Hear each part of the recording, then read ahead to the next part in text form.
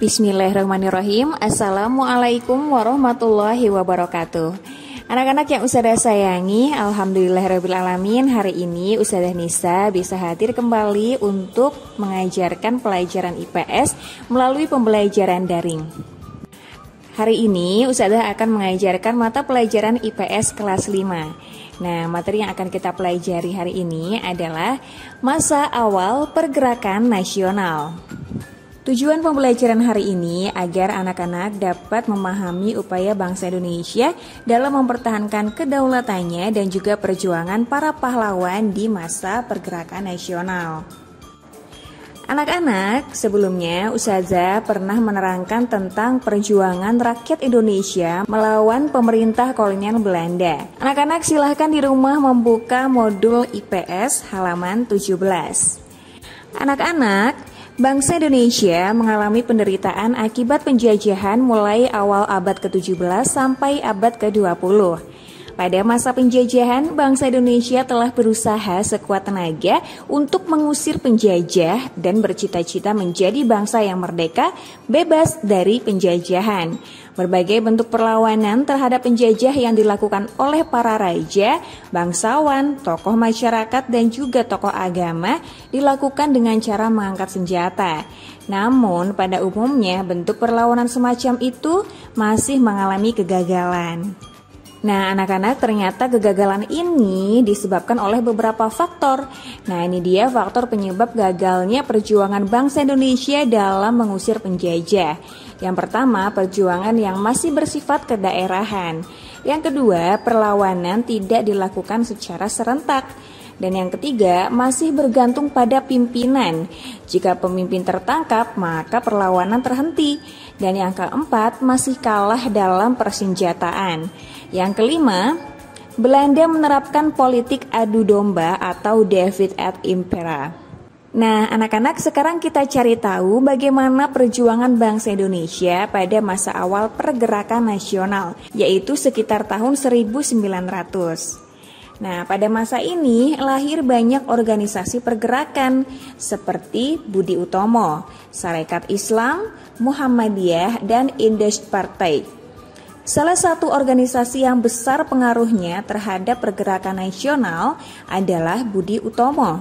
Nah, pada hari Minggu tanggal 20 Mei 1908, Sutomo beserta kawan-kawannya berkumpul di Jakarta. Mereka sepakat mendirikan Budi Utomo yang berarti usaha mulia. Karena sebagai organisasi modern yang pertama kali muncul di Indonesia, pemerintah Republik Indonesia menetapkan tanggal berdirinya Budi Utomo diperingati sebagai Hari Kebangkitan Nasional, yaitu tanggal 20 Mei. Selain masa awal pergerakan nasional, ada juga yang disebut dengan masa moderat, yaitu sekitar tahun 1930. Nah, sejak tahun 1930, organisasi pergerakan Indonesia mengubah taktik perjuangannya. Mereka menggunakan taktik kooperatif, artinya bersedia bekerja sama dengan pemerintah Hindia Belanda. Organisasi-organisasi yang berhaluan moderat antara lain Partindo 1930, PNI Baru, Partai Indonesia Raya atau Parindra, Gerakan Rakyat Indonesia atau Gerindro, dan Gabungan Politik Indonesia atau GAPI.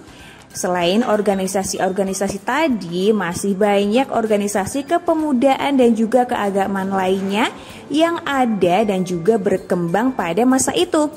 Antara lain Pergerakan Tarbiyah Islamiyah atau PERTI, Majelis Islam A'la Indonesia atau MIAI.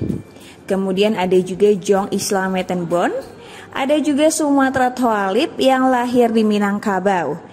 Kemudian ada juga Persatuan Pemuda Kristen dan juga Persatuan Pemuda Katolik. Nah, anak-anak, silahkan dibuka modul halaman 18 dan juga memahami pertanyaan serta pembahasan soal yang ada di modul IPS halaman 18 ya. Nah, anak-anak, setelah memahami pertanyaan dan juga pembahasan soal yang ada di modul IPS halaman 18 sampai halaman 19, sekarang kita akan mencari tahu salah satu biografi tokoh pergerakan nasional, yaitu Dr. Sutomo.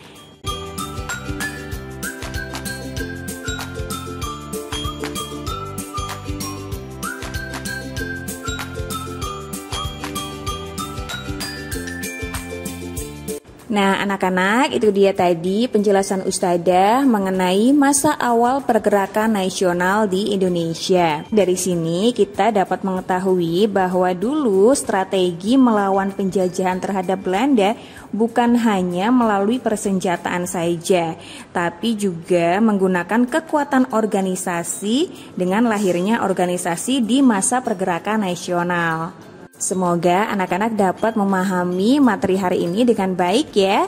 Demikian pembelajaran hari ini. Sekian dari Ustadzah Nisa.